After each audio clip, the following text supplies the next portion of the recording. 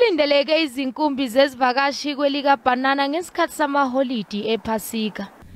Umkhakha wezokuvakasha KwaZulu-Natali uthi izivakashi seziqalile ukukhokhela izindawo zokulala ngomthamo othe xaxa.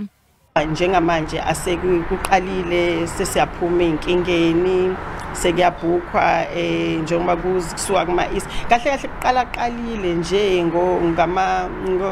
bekuyini lento le Valentine baqala babhuka abantu kwabuya nje base kuma Easter sesiyabuya manje sesifully booked for July. Inhlangano iFedasa ithi bangamaphesenti angaphezulu kwama-70 abantu asebeqinisekise izindawo zokulala. At the moment, occupancy levels are reported for the weekend to be over 75% throughout the province, and a lot of places are reporting over 100% occupancy, which is fantastic. Durban is geared up for a great weekend. The beaches are all open, and we're welcoming the tourists back into KZN. Ezinye izivakashi eziqhamuka eZimbabwe zithi zilikhonze kakhulu iTheku.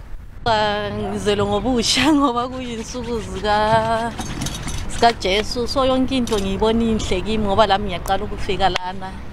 Ngiyabonga vele ukuba la ngifuna ukuhlala ngilana wonke ama-holiday.